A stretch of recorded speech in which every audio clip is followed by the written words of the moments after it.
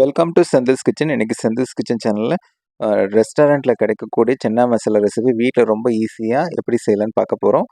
இந்த வீடியோ பார்க்கறதுக்கு முன்னாடி செந்தில்ஸ் கிச்சன் சேனலை சப்ஸ்கிரைப் பண்ணாதவங்க சப்ஸ்கிரைப் பண்ணிக்கோங்க. இந்த வீடியோ உங்களுக்கு பிடிச்சிருந்தா ஒரு லைக் பட்டனையும் ப்ரெஸ் பண்ணிக்கோங்க. வாங்க வீடியோக்குள்ளே போகலாம். வீடியோவை ஸ்கிப் பண்ணாமல் முழுசாக பாருங்கள். அப்போ தான் ரெஸ்டாரண்ட்டில் கிடைக்கக்கூடிய அதே டேஸ்ட்டில் நம்மளால வீட்லேயும் செய்ய முடியும். வெள்ளை முக்கடலை வந்து ஒரு 7லேருந்து 8 மணி நேரம் ஊற வச்சுட்டு அதை வந்து குக்கரில் வச்சு ஒரு 5-6 விசில் வந்து எடுத்து வச்சுருக்கேன். அடுத்து ஒரு பாத்திரத்தில் தேவையான அளவு எண்ணெய் சேர்த்துக்கலாம். எண்ணெய் சேர்த்த பிறகு அதில் 2 துண்டு பட்டை, 2 ஏலக்காய், 3-4 கிராம்பு, ஒரு பிரியாணி இலை, கொஞ்சமாக சோம்பு, கொஞ்சமாக சீரகம் சேர்த்து நல்லா வதக்கி எடுத்துக்கலாம்.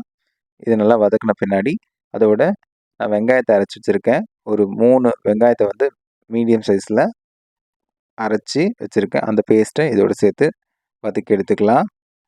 இந்த வெங்காயம் வந்து ராஸ்மெல் போகிற வரைக்கும் வதக்கி எடுத்துக்கோங்க.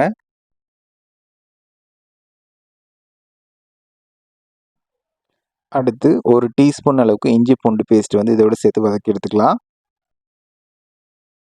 வெங்காயத்தோட ராஸ்மெல்லாம் போன பிறகு நல்லா வதங்கின பிறகு இதோட மசாலா பொருட்கள் சேர்த்துக்கலாம். நான் வந்து 1/2 டீஸ்பூன் மஞ்சள்தூள், 1/2 டீஸ்பூன் கரம் மசாலா தூள், 1/2 டீஸ்பூன் சீரகத்தூள், ஒரு 1 1/4 டேபிள் ஸ்பூன் வந்து தனி மிளகாத்தூளும், 2 டேபிள் ஸ்பூன் அளவுக்கு தனியாத்தூளும் எடுத்து வச்சுருக்கேன். நீங்கள் இந்த மிளகாத்தூள் வந்து உங்கள் காரத்தன்மைக்கு ஏற்ற மாதிரி 1லேருந்து 1 1/4 வரைக்கும் நீங்கள் உங்கள் காரத்தன்மைக்கு ஏற்ற மாதிரி சேர்த்துக்கலாம்.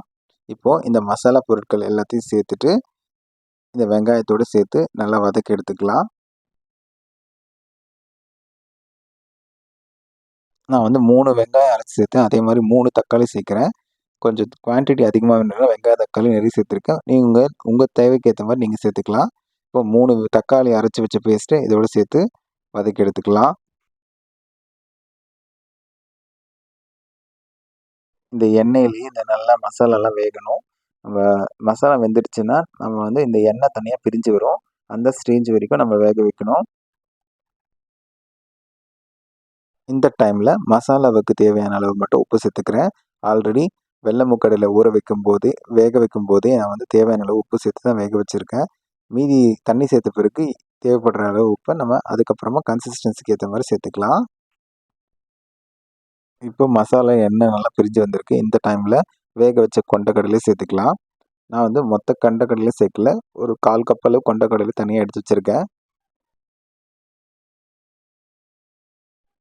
இந்த கொண்டக்கடலையும் நல்லா மசாலாவோட சேர்த்து மிக்ஸ் பண்ணிவிட்டு நம்ம மிக்சர் ஜாரில் மீதி இருக்க அந்த பேஸ்ட் அரைச்ச அந்த தண்ணியை இதோட சேர்த்துக்கலாம். இப்போது தண்ணி சேர்த்த பிறகு ஒரு கொதி வந்த உடனே அதை ஒரு மூடி போட்டு மூடி வச்சு ஒரு 5லேருந்து 6 நிமிஷம் மீடியம் ஃப்ளேமில் வேக வச்சு எடுத்துக்கலாம். இப்போ மூடி திறந்து பார்க்க ரொம்ப டெலிஷியஸாக இருக்குது. எண்ணெய் நல்லா பிரிஞ்சு வந்திருக்கு. இந்த டைமில் நான் ஆல்ரெடி கொஞ்சமாக கொண்டக்கடலை எடுத்து வச்சுருக்கேன்னு சொன்னேன் இல்லையா, அதை நல்லா மேஷ் பண்ணிவிட்டு இதோட சேர்த்துக்கலாம்.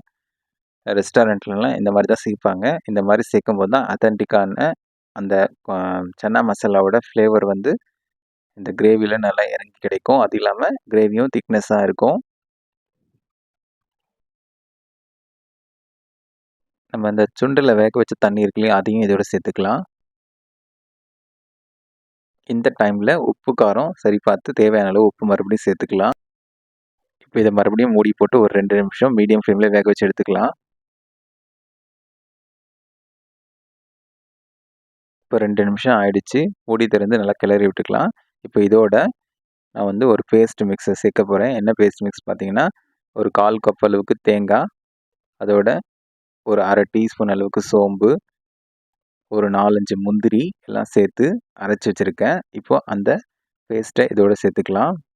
இந்த முந்திரி, தேங்காய், சோம்பு இதெல்லாம் சேர்த்து அரைச்ச பேஸ்ட் இதோட சேர்க்கும்போது நமக்கு திக்னஸும் கிடைக்கும். அந்த கிரேவிக்கான கன்சிஸ்டன்சி கரெக்டாக இருக்கும்.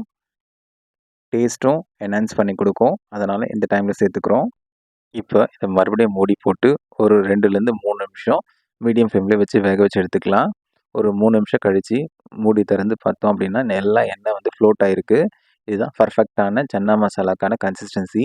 இந்த டைமில் ஒரு டேபிள் ஸ்பூன் அளவுக்கு கஸ்தூரி மேத்தியை நல்லா கையில் வந்து க்ரஷ் பண்ணிவிட்டு அதை மேலே நல்லா தூவி எடுத்துக்கலாம்.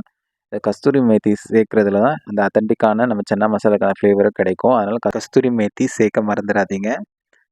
அதுக்கப்புறம் கொத்தமல்லி தழையும் சேர்த்து அடுப்பு அணைச்சி இந்த டேஸ்டியான சன்னா மசாலாவை நீங்கள் வந்து பரிமாறிக்கலாம். இது வந்து சப்பாத்தி, பூரி, இட்லி, தோசை அப்படின்னு எல்லாத்துக்கும் சூட்டபிள் ஆகும். இந்த வீடியோ உங்களுக்கு பிடிச்சிருந்தா ஒரு லைக் பட்டன் ப்ரெஸ் பண்ணிக்கோங்க.